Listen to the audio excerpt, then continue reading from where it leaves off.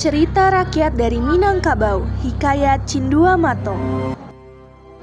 Pada zaman dahulu di Minangkabau, hiduplah dua saudara bernama Dang Tuanku dan Cindua Mato. Mereka sangat akrab sejak kecil dan tumbuh menjadi pemuda yang tangguh. Dang Tuanku adalah putra pewaris kerajaan Pagaruyung, sedangkan Cindua Mato adalah kesatria kerajaan yang setia. Suatu hari terdengar kabar bahwa bendahara dari Sungai Tarap sedang mengadakan gelanggang untuk mencari calon suami bagi putrinya yang bernama Putri Lenggong-geni. Bundo Kaduang pun mengajak Dang Tuanku dan Cindua Mato untuk datang ke acara tersebut. Setelah sampai di Sungai Tarap, mereka disambut dengan hangat oleh bendahara. Dalam acara gelanggang itu, banyak pangeran dan bangsawan hadir. Namun, pada akhirnya Cindua Mato yang terpilih menjadi calon suami Putri Lenggong-geni. Lamaran pun diterima. Namun di hari yang sama, Cindua Mato mendengar gosip di pasar bahwa Putri Lenggong-geni sebenarnya sudah bertunangan dengan seorang raja dari Sungai Ngiang bernama Imbang Jayo. Mendengar itu, Cindua Mato langsung gelisah dan meminta Dang Tuanku untuk pulang ke Pagaruyung dan melapor kepada Bundo Kaduang. Setelah kembali ke Pagaruyung, Cindua Mato menceritakan semuanya. Bundo Kaduang tidak terima harga diri anaknya dijatuhkan, maka Cindua Mato dikirim sebagai utusan untuk mencari kebenaran.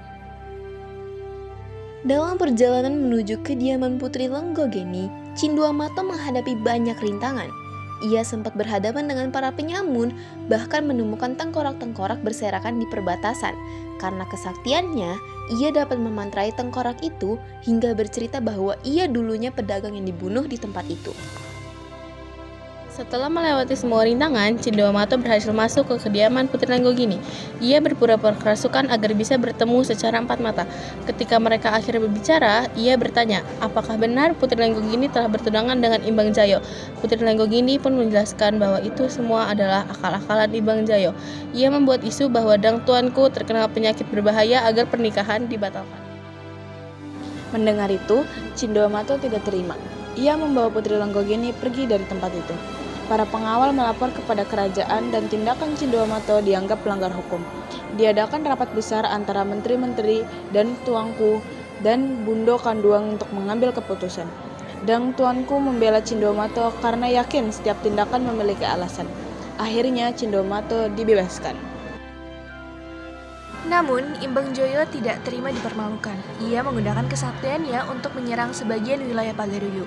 Bundo Kaduang menegurnya dan mengingatkan bahwa masalah seharusnya diselesaikan dengan cara yang baik. Tetapi, karena masih tidak terima, Imbang Joyo semakin menantang dan akhirnya dijatuhi hukuman mati oleh keputusan para menteri. Ayah Imbang Jayo, seorang kesatria bernama Tiang Bungkak, marah dan menuntut balas. Dari informasi yang ada, Tiang Bungkak hanya bisa dibunuh dengan keris tua yang tersembunyi di rumahnya. Cindua Mato berhasil mendapatkan keris itu dan bertarung dengan Tiang Bungkak sampai akhirnya memenangkan pertarungan. Setelah semua kejadian besar itu berlalu, Cindua Mato menetap lama di Rantau Timur, kemudian kembali ke Pagaruyung. Ia akhirnya diangkat menjadi Raja Minangkabau dan menikah dengan Putri Lenggong-geni. Dari pernikahan itu, mereka dikaruniai seorang anak bernama Sultan Lenggang Alam. Tamatlah sudah hikayat kami, Cindua Mato Minangkabau. Terima kasih.